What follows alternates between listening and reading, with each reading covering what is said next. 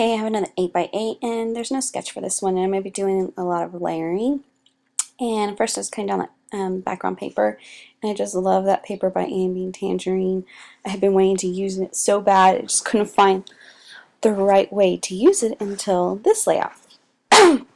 So I'm going to be cutting down just pieces of the strips that I'm going to use in the layering, and I really didn't have any measuring. I just kind of cutting it down to the size that I thought would work. And so you're going to be seeing me pulling out all the pieces that I'm going to be using for my layering.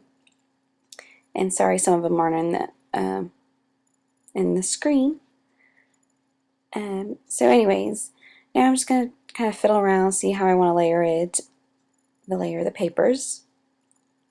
And then I decided I wanted to do an outlining, but I was going to do it with paint. So I pulled out my black paint, acrylic paint, and I'm just going to do like a thick black frame around the edge of the border there.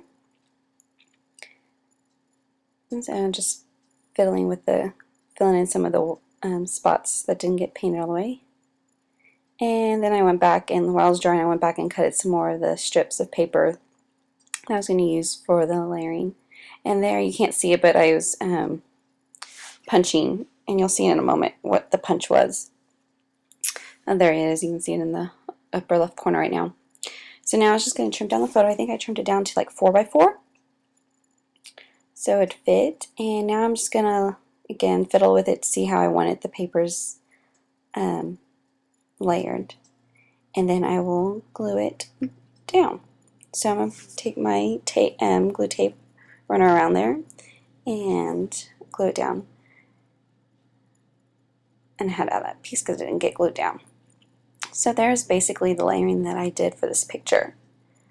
And then I had pulled out this chipboard piece from the Studio Cowgirl kit from June, and these pieces came in there and they matched, so then I was going to use them. So then I glued the layering down to the background paper, and then putting the chipboard piece down, trying to figure out where I wanted it, make sure I was putting it back where I wanted it, and the date.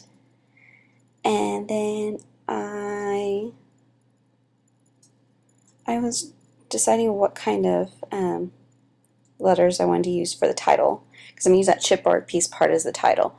So here I am going to pull out some thickers, and I had to dry down that paint because it wasn't completely dry before I put down those thickers. And the title's going to say Celebrate Graduation, because it was my cousin's graduation party they went to. So here I am just laying them out, making sure that they'll fit down there, that where graduation will fit.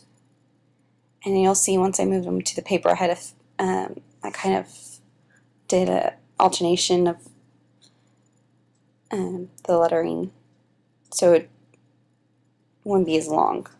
And here you see I'll move them up and down, doing alternating of up and down the lettering. So finish that.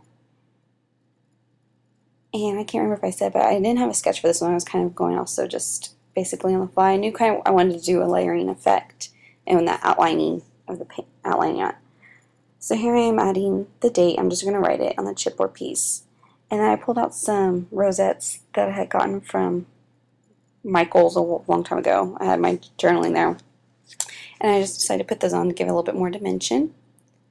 And then I'm going to come back and doodle some flourishes, and give them a little bit dimension too by coloring them in and shadowing them.